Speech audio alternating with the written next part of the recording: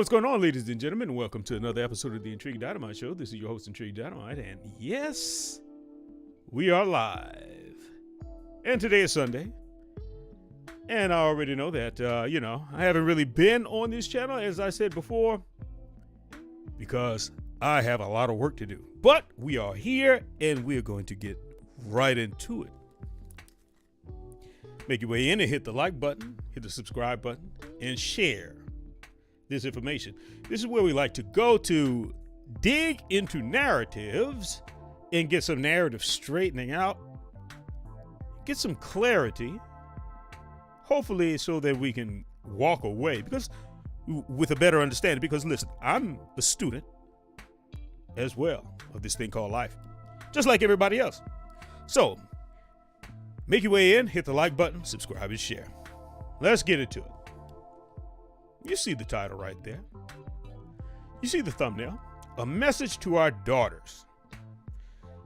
Do fathers have a tendency, or as fathers, do we have a tendency, can we have a tendency to raise our daughters in a manner or advise our daughters in a way that is potentially detrimental? We're going to get straight into a video. There are a couple of videos that we're going to go over, and it's interesting because I had a long conversation with my mom about this. We spoke for hours on the phone talking about this. Now, without further ado, let's get straight into the video so that we can start the conversation. Here we go. Let's put a stop to that. Let's go ahead on and crank this video. Check it out.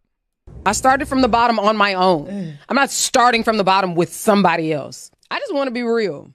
You know who programmed me to be with a man with money? Daddy. My daddy always said, don't be with nobody that's broke, because you can be broke by yourself. And if you find yourself in situations where a man can't do for you, leave. You know why? Because you got a daddy. I'ma do for you. I'ma do for you until you find your husband. I'ma do for you until you can do for yourself. So for me, I've never had experiences where I'm just going to sit around and deal with some bullshit, because at the end of the day, I'm a W1, or if you prove yourself just to not work for me, I'm good. And I don't need it. You know, again, who taught me that? Right. And my daddy. Well, that is video number one. That is video number one. Okay?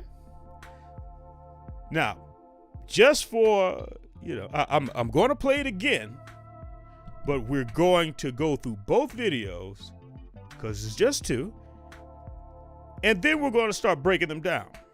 So that was video number one. You got to hear what she said about, what her father advised her. Now on to video number two. Take a listen.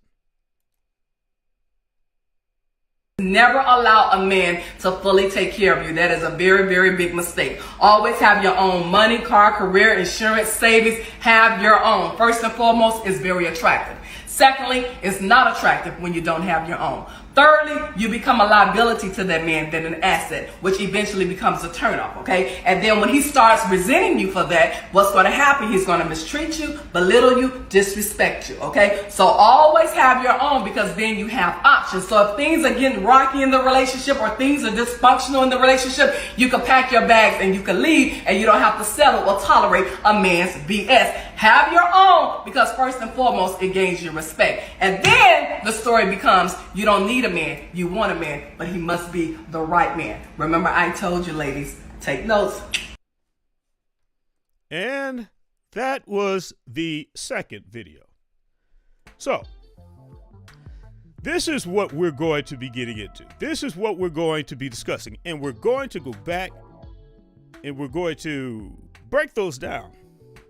But this is what I wanted to bring up. Now, the first woman, she got the advice from her father. The second woman, well, this is advice that I have heard women say that their fathers have taught them. Now, let's go through it piece by piece, because this is something that I would like to know. Do we as fathers, when we advise our daughters, do we raise them or do we advise them in a way that is protective of her, right? But has a potential long-term detriment to her relationships? Because as fathers, we do not view our daughters in the way that we would view a spouse. So do we advise them in a way to have a character or a mindset that we personally would not want in a spouse, but yet we teach our daughters this? It doesn't come back to backfire. Let's break it down. So let's go back to video number 1, piece by piece. Let's take a listen to what she said. Here we go. I started from the bottom on my own. Now, that was a very important point right there. Listen to what she said. I did what? I started from the bottom on my own. On my own. Keep that. Pin it in. Put it in your cork board. Remember that. Let's keep going. I'm not starting from the bottom with somebody else. I'm not starting from the bottom with somebody else. I just want to be real. You know who programmed me to be with a man with money? Daddy. My daddy always said, don't be with nobody that's broke, because you can be broke by yourself.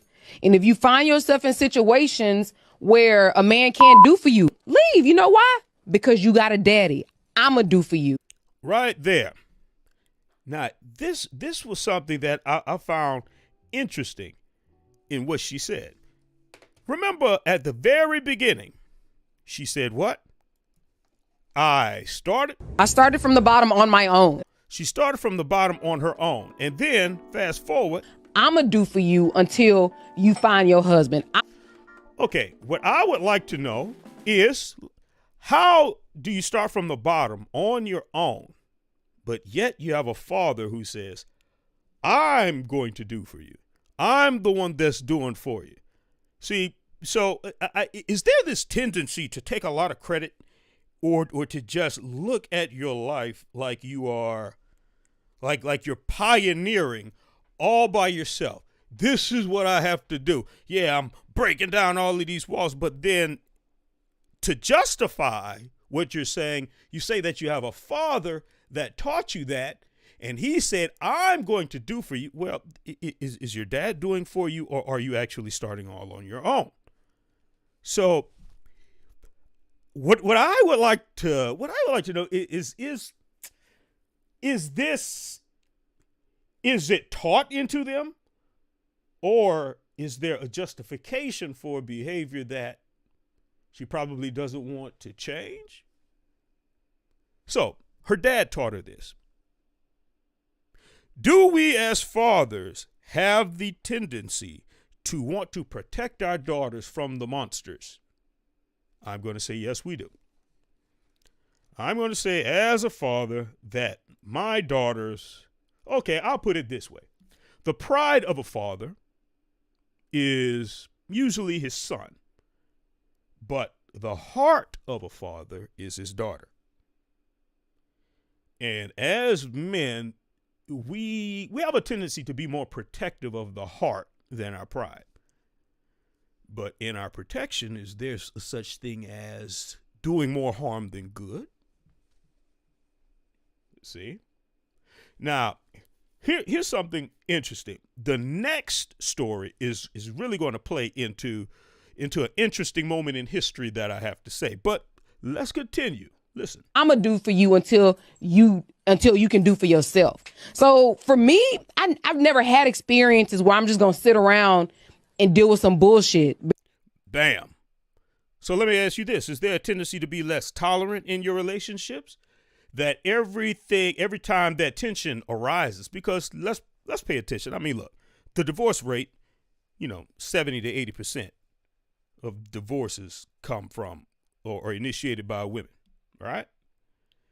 And the greatest, one of the greatest, matter of fact, I should put the graph up. But the greatest reason, the number one cited cause for divorce is not lack of communication. Lack of communication That was like 1.2%. It's not money woes. It's not money. Money was about like, it was like 18 or 20%. It's not DV, domestic, blah, blah, blah. I can't really say that for the algorithm, but it wasn't that, because that was only 5% of the reason for divorces. You know what the number one cause for divorce was? And it wasn't infidelity. Infidelity was only like 20-something%. The number one reason, cause for divorces, was incompatibility. Incompatibility. Just, this ain't working for me anymore. Now, and this woman here, she says her father taught her that, look, if things aren't working out for you, leave. Stay in a position so that you can leave if things are bad. Now, is this a way of creating, I don't know, a fear mentality that when she enters into a relationship, she enters into it with the possibility that it's going to not work? So therefore, because think about it, whatever the thinker thinks, the prover proves, right? Whatever the thinker thinks, the prover proves. So whenever something's on your mind, you'll find a way to justify it or confirmation bias. So there's a tendency to manifest it. Oh, she doesn't love me. I do love you. No, she doesn't. Trust me, no woman loves a man. So then when she fixes your plate and doesn't put as much eggs on it as you want, that's the confirmation that you need, that she doesn't love you, because she didn't put the amount of eggs on your plate that you wanted. So what is that? Whatever the thinker thinks, the prover proves. You prove it. So is she entering into relationships with the thought that they could go wrong, and therefore she will prove that it will go wrong? Because this is the advice from her father. Well, let's go. Never had experiences where I'm just going to sit around and deal with some bullshit, because at the end of the day, I'm a W1, or if you prove yourself just to not work for me, I'm good. And I don't need it. Okay, not work for me. Now, this is relative.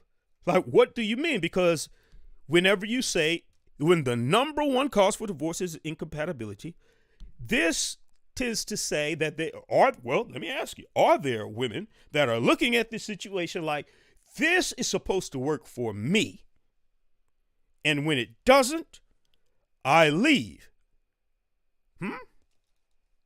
Well, as a father, would we as fathers like to marry a woman that has the mindset that says, when it doesn't work for me, I will leave? But as fathers, we'll teach our daughters this because we want to protect our daughters, especially fathers that have played the game. They know how men are, the younger a man is, the less likely he is in a position to provide for a family, yet he's willing to do the acts that create families. So we equipped our daughters with an armor or well, okay, I'll put it this way. Fathers advise their daughters based off of what they have been able to get away with. A lot of the times, a father will look at his own past and all of the things that he's done, all of the things that he's seen, he'll advise his daughters accordingly. But if it were a woman that he wanted to build with, will he say, when things don't work out for you, leave? Well, what if he's in a disadvantaged position? I saw this video where this woman left her husband because he had cancer. He took care of her up to a certain point, and she left him because he was diagnosed with cancer. It didn't work out for her anymore. So as a father, would we advise our daughters to become that? Interesting. Here we go. Again, who taught me that? Right. And my daddy. Now, let's go on to the second video. This is an older one. She appears to be a little older. I don't know. Maybe it might be the same person, but Seems old. Never allow a man to fully take care of you. That is a very, very big mistake. Always have your own money, car, career, insurance, savings. Have your own. First and foremost, is very attractive. Bam! Stop the presses. Let me ask you this. Attractive to whom? Attractive to men? Well, it can be. But typically that's attractive to men that are looking for something, that are not necessarily providers. These are typically like young men. Young men are very attractive. I know, look, when I was young and broke, I used to be attracted to women that had something because it gave me a place to lay up. I'm 19, 20 years old. I don't have anything. So a woman that had something, that was attractive to me. Okay? That's attractive to men that have nothing. And it's not attractive to men that have money, but I can understand how a woman can say that in a way, because there are men like, okay, when a man has amassed his resources, when he's set financially, he's typically navigating through a whole lot of women that can be using him for his money. So when a man looks at that, he can kind of say, okay, I'm gonna deal with this woman because she has her own, and she's probably not going to be abusing me or using me for my money, right? So I could see how that can be kind of a thing, but after a certain point, no. Mm-mm. Men typically are not attracted to that. And let me tell you why. Because typically a man, especially, okay, we have to be specific with ages here. Okay, on average, an adult male, let me say 30, about 30 and above, especially when you get into 40s, 50. Like these men, they have their finances set. They have an idea of what they would like. And typically they have a role of provider, right? So if a man is a provider and a woman also comes with the exact same things that he has, it's kind of off-putting to the man. So to advise our daughters, now this is something that a father, we would advise our daughters. We'll say, hey, look, because we don't like the ideas of our daughters being hurt or used by men, or man using things as leverage, to our daughters. All right. So you say, go to school, get your education, make your money, get your own, because it's almost like fear mongering. We want to prepare them for the worst case scenario. Why? Because he's not vetting the man anymore. It's up to her to vet the man. There was a point in time where father, your dad, the family, they would vet the man. And they would vet the man. They would meet his family. And you would trust the judgment of your father and the men that came before you, because you were raised in a culture that things had to line up accordingly. But now fathers are over-equipping their daughters because he is no longer the one doing the vetting, at least here in the West. So do we arm our daughters to have so much armor that in her natural role, a man can't even penetrate? A man can't even, there's no real connection there, because she's always preparing herself for the bad to come. She's always preparing herself for doomsday. Let's continue with what she says. And this is advice to women. Here we go. Secondly, it's not attractive when you don't have your own. Thirdly, you become a liability to that man. That's not true. It's not attractive when you don't have your own. That is not true. I as a man, I will advise, I can tell you this. A man would rather you not have anything than to come with everything and a funky attitude. A man would rather you have nothing than to come with the world and be completely uncooperative. This is not true. Men are attracted to different things than women are, and typically a man is not attracted to the things that you have as a woman. But as a father, we advise our daughters differently. We advise our daughters in a way that cultivates them into the woman that we avoid. This is interesting. And listening to this, I had to think of it for myself as well. Because I have daughters and I've advised them. But hearing it back to you as a man coming from the grown version, it's like, oh, wow. Is this what we're doing? Let's continue. An asset, which eventually becomes a turnoff, okay? Wait, hold up. Let's rewind it back a little bit. Which eventually becomes a turnoff. You don't have your own. Thirdly, you become a liability to that man than an asset, which eventually becomes a turnoff, okay? And then when he starts resenting you for that, what's going to happen? He's going to mistreat you, belittle you, disrespect you. I noticed what she said. He's going to. This is coming from her experience. She's had an experience where someone did something, and this is why she says emphatically, it's going to happen. This isn't true. This is definitely not true. I'll tell you this. For the most part, a man who is a provider, who provides most of the resources and things for the family, before they're even married, I mean, because we're talking about marriage here. I'm not talking about boyfriend, girlfriend. I'm talking about the ultimate, because think about it. If you're like, why would he be so upset that you don't have anything? You're like, your boyfriend and girlfriend, that doesn't make any sense. We're talking about the ultimate union. And to say that he'll be upset that she doesn't have anything, that's inaccurate. A man typically, where he becomes disappointed is when she's not cooperative. That's the truth. Now, whether you could take it or leave it alone, but what you have in your own bank account, no. What you drive, nope.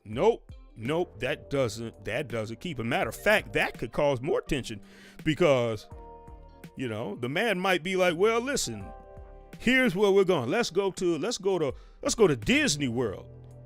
Let's all pile in the van. And she has her own car. She like, I ain't going to Disney World. I'm going to the crawfish factory. And she'll take the kids somewhere else because, hey, she has her own means, right? To do what she wants. He says, hey, well, listen, we don't need a swimming pool right now because we don't need a swimming pool. I got my own money. I say swimming pool, bam. And she pays for the swimming pool. So a lot of times that causes more tension, believe it or not, depending on the mindset that she has, whether or not she's cooperative. And a man typically is more attracted to a broke, cooperative woman than he is a woman who just shows up with a lot of stuff. Having a lot of stuff is just evidence that you have been working on yourself, but not really building with someone else. And this is what we advise our daughters to do. Work on yourself. Don't worry about these men. But do we do it from a position of having been the predator before? There's a thing, this concept I thought of, it's called the boogeyman in the bush. The boogeyman in the bush. So imagine yourself watching a movie, and it's about the boogeyman, right? And the boogeyman, he's running around attacking people, big long claws and big sharp teeth, and he's scary, all right? So then the movie goes off, and you're like, oh my goodness, the boogeyman. Oh. But then grandma or somebody says, look, baby, I need you to go get me some milk and some eggs and hurry up before the store closes. But you have to cut through the woods to get to this store. Well, when you enter into those woods, the impact that movie had on you, guess what? It will have you seeing a boogeyman everywhere when you're walking through the woods. A rabbit is in the bushes tending to its young, but you hear the rustling of those leaves. Guess what? In your mind, you see the boogeyman in the bush. This is a tendency for us, for humans, people, that when we have had a past, our past dictates, or we run our discernment, our observation through the filter of our experiences.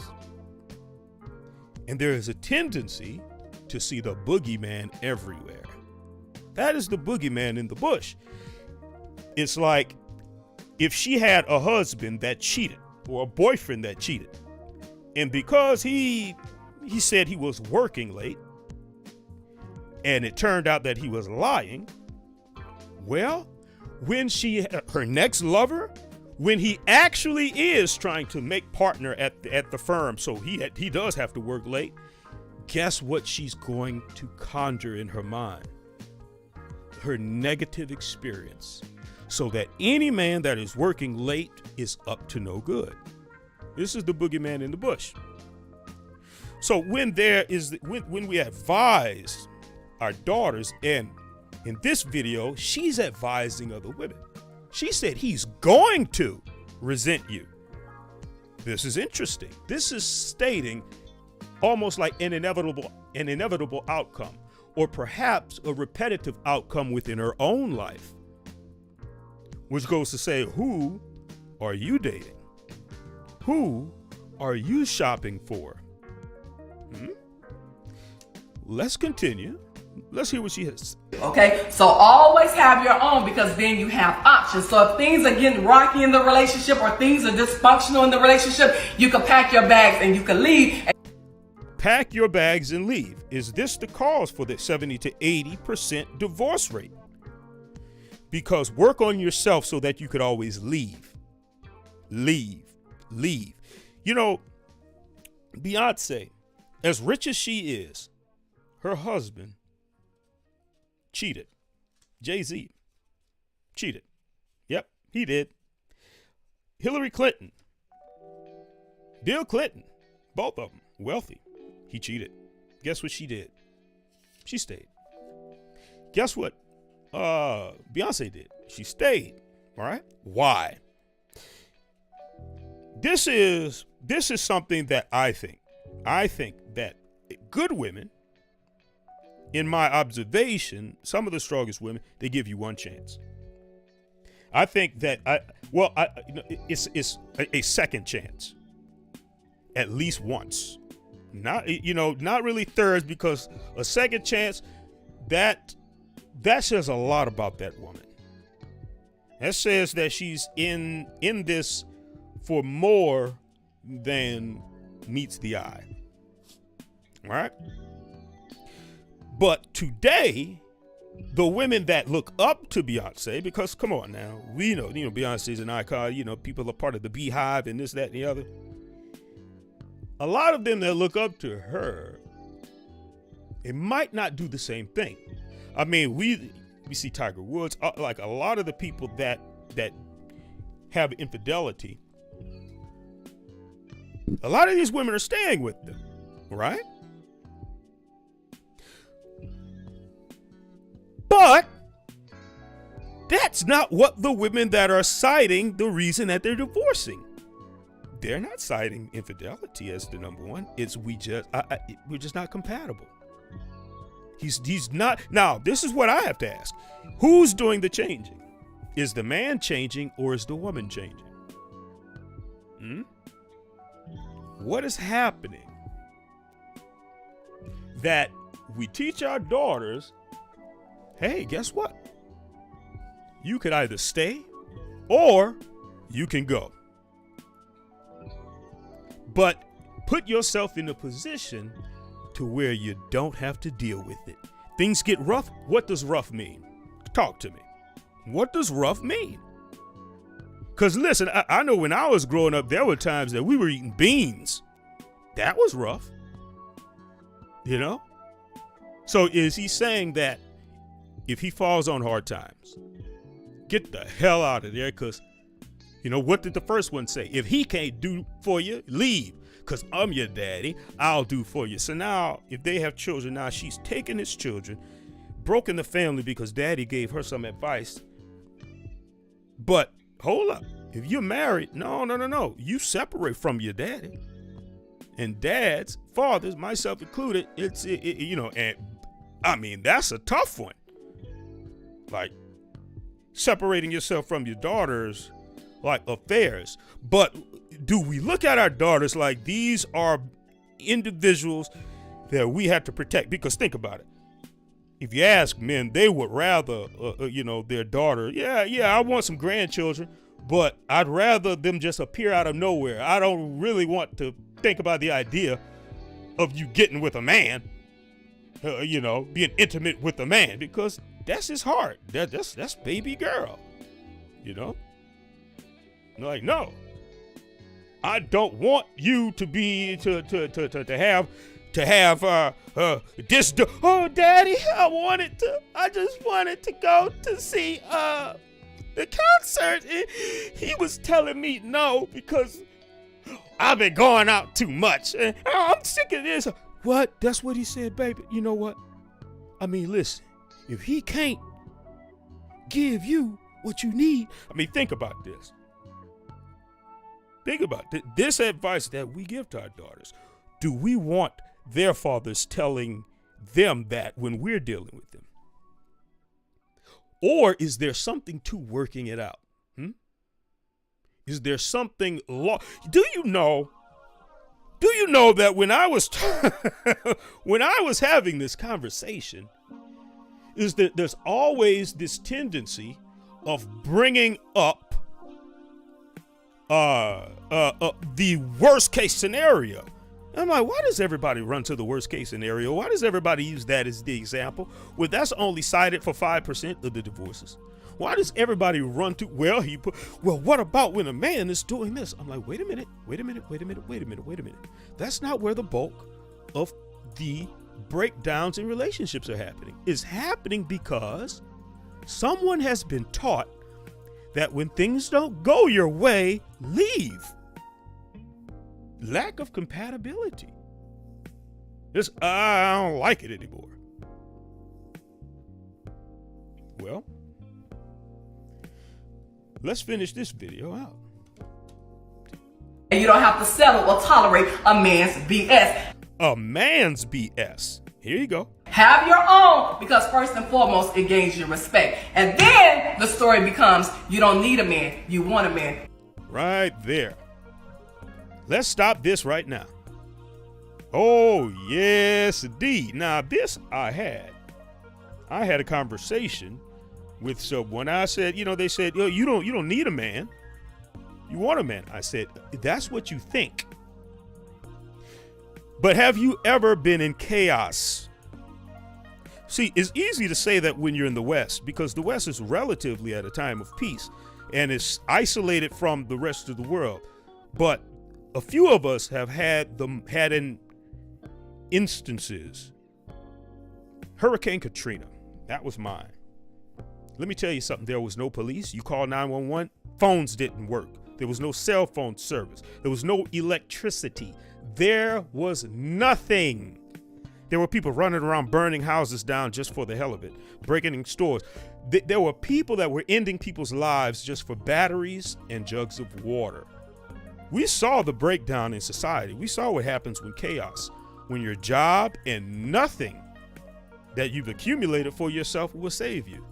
The only thing was protection and cohesiveness.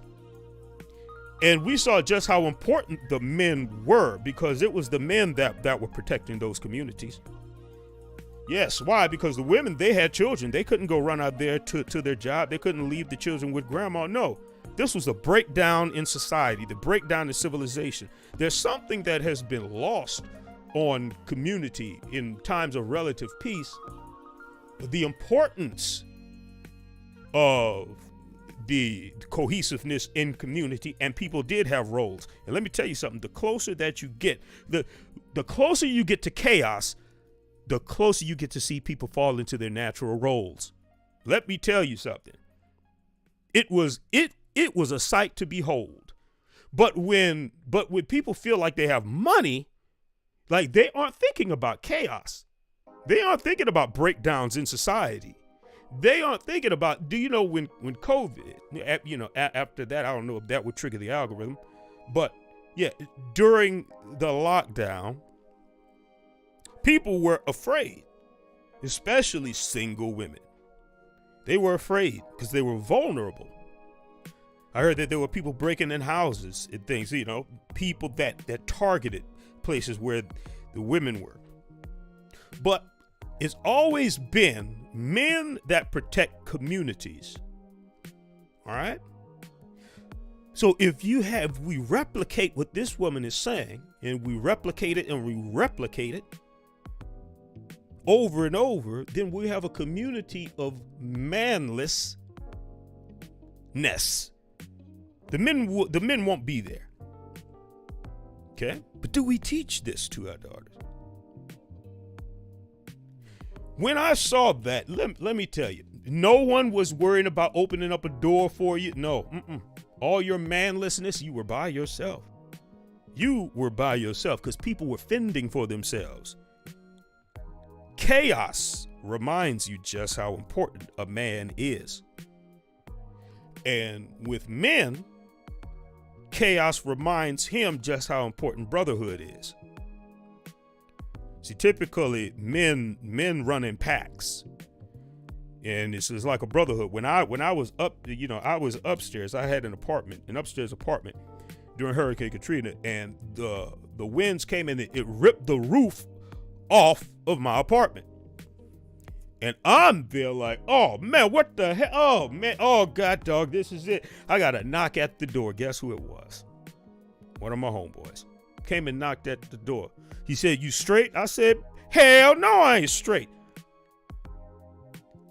And we went back to his crib, and we're in there, and then he's like, "Man, it's official." He's like getting a little bit hysterical because it was chaos. It was a time of chaos. Man, we're seeing the houses being ripped away from us, like our lives are hanging in the balance. Okay, he had his wife there.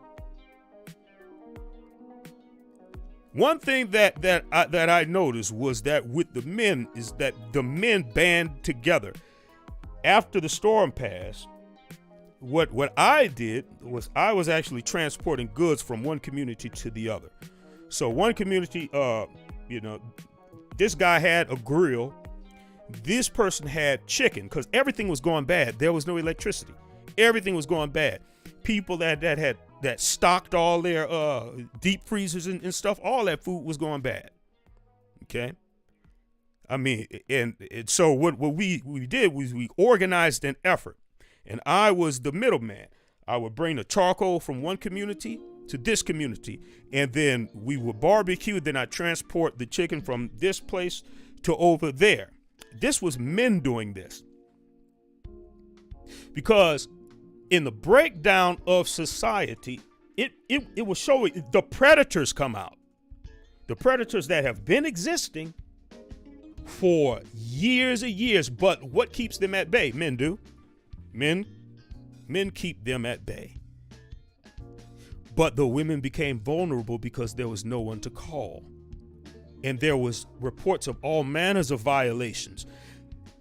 That when we men, the men that had wives, the men that were protecting their women, they left them behind because they understood how vulnerable it was, because there was no more guard to protect them from the savages that were out, because they wait for the breakdown in civilization. So we put ourselves on the line. But is this lost upon the conversation when we teach our daughters that they don't need a man anymore? You don't need a man. You could just want one. It becomes this optional thing because men are equated to money. Like no one really understands like what is the importance of a man. But when she says, get your own so that when he acts up, you can leave. You have options. What does that mean? That a man is an option. That a man is simply just a means of giving you something that is material that you can't get yourself. But if you get the material yourself, you don't need them. And fathers, do we teach this to our daughters? Now, I see Darlene Carter. You said, gold diggers, you reap what you sow. Right? Now, she says, you said empowerment, self-esteem, confidence, independence in a new generation. And she said, gold diggers, you reap what you sow. Well, I'm gonna say this. I don't have a problem with gold diggers, because gold digging is just this idea of hypergamy. And typically, any man that has a problem, because listen, that's relative. When I was a kid, a woman that asked you for a quarter, we'd be like, that's a gold digger. Because relative, like a gold digger is a problem when she's asking for what is uncomfortable, right? To you. So if I'm a kid and all I have is $1, any chick that asks me for a quarter, that wants a quarter, that's gold digging. You're taking a quarter of my entire net worth, right? But a man, typically, this is the way that a lot of us feel. And I was raised this way. A man is a provider. Like she should be able to provide something. Why? Because a woman can get pregnant. And when she is pregnant, she's vulnerable. So he should be able to be in a position of providing something, to do something for his family or the potential family that they create. And that's normal for a woman to desire that. The problem is, that's kind of been lost on men. Like men kind of have this idea, a lot of times, this idea of just getting the honey and having a problem when she wants the money. My grandmother and my grandfather, they were married until he died. My grandma was very, straightforward about this idea of, as long as he brought that money. See? So I don't understand what she's talking about when she's saying like this, get your own, like this color purpling of America. Because do you understand that grandpa would give his check to grandma? Yes, this is how the old generation actually functioned. It wasn't this, he was controlling and dictating everything. A lot of times he would give the check to grandma. She handled the money. So this foreign narrative of like men in the past are just these dictators that controlled women and just, you see, it's always this fear-mongering mindset. And I recall the one person said that the reason that they would do it is because it let her know what it was that the family was working with. This is what we have, so that her mind and her imagination didn't go wandering into dreaming about things that they couldn't afford. So he would give her the money to handle, and she would take care of everything. That was the cooperation that they had. This new ideology is this mindset of like men always oppressed women, and they kind of just were mean, and they would wanting submission, which is their way of saying we want to control you and not let you do anything. I'm like, first of all, who are your people? Goodness gracious, your mama named Celia and your daddy named Mister. But what I find is that this is fathers advising their daughters out of fear. A lot of times, and mothers advise daughters out of fear. So now, but I get what you're saying, like the gold digger thing, you reap what you sow, which is kind of like if all you are is out for yourself, someone who's just trying to get what they can get. I see what you're saying. But the funny thing is that's what this woman is saying. The only difference is in a relationship, she's just out for herself, but she's saying, go get your own. That way, when you're in a relationship, things don't go bad, you leave. That's someone that's out for themselves. She probably isn't out for his money. That's what the first woman was saying. First woman was saying, my dad told me, you don't mess with a man that ain't got money. Okay. which first of all lets me know a lot about her dad. Because But this is interesting. I'm going to say, I get what you're saying, and I agree. But the flip side is this woman has her own, but she, in the end, she's still saying, look out for yourself. Now, let me finish this video out so we can come to our conclusion. Here we go. But he must be the right man. Remember, I told you, ladies, take notes. Man, now, you wait, want a man. hold up. Have your own, hold on. because first listen to that interesting thing she said. and foremost, it gains your respect. And then the story becomes, you don't need a man, you want a man, but he must be the right man. Well, there you go. Must be the right man. But there is no right man until you understand what his role is. The right man could actually be right, but in her mind, it's made up. When things go bad, dysfunction, it's time to go. It's time to leave him. Time to get the hell out of Dodge. Why? Because this is the moment that we have been preparing our entire lives for. This is why we went to school. This is why we have our own car. This is why we have our own bank account. For this moment right now. Well, what happened, girl? Let me tell you what happened. I went inside and I said, baby, you gonna fix me a plate? He said, well, sure. I can fix you a plate, but I thought you would be the one fixing my plate. I was like, wait a minute. Nuh-uh. We should be able to switch roles. No. You need to cater to me too. Fix my plate. He won't fix my plate. It's time to go.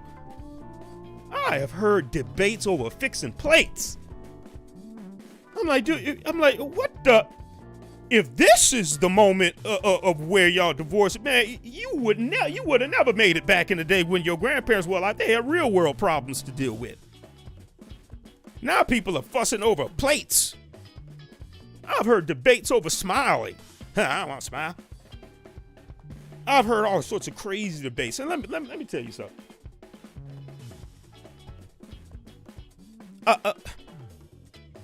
I don't think I would want to deal with this. I don't think most of us would, but why do we teach it? Now, here's what I think. Do you know what I think? And let's go back to the screen so I can close out. You know what I think? I think that we fathers, we tend to be the wolf pack that we fear replicating. I think that sometimes we fear someone doing to our daughters what we've done to someone else. Oh yeah. I think fathers, we sometimes fear that karmic retribution. It's like the guy who's a womanizer, a guy who's like always going around womanizing. He has a whole bunch of women, and he only has daughters. He's trying for a son, and they're like, all he gets is daughters. And men look at that like, see, this is payback for all the stuff I did. Now he's carrying all these shotguns, and he's teaching his daughters to look out for the man that he was. But what happens is we turn our daughters into images of ourselves. Almost these very, very, these fearful beings, these well-protected, well-armored women, which, it's not very appealing in the end to sit and have someone that kind of is debating with you all the time, because there was something that somebody told me, that anything that has two heads is a monster. A relationship with two heads, someone that wants it their way and someone that wants it their way, you have a monster. And typically women look for a man who is in a leadership, who has leadership qualities, but not all the time are they willing to be led, because of the idea that maybe there might be some, I'm trying to say the words without triggering the algorithm. There might be a tendency to go overboard, right? It's the fear mindset. But if someone is well vetted, is there a reason to fear? If you meet someone and this person, like this is before marriage, is there a reason to fear? To think that, well, things are going to go bad. Oh, let's get married with hopes, well, with the idea that things are going to go bad one day.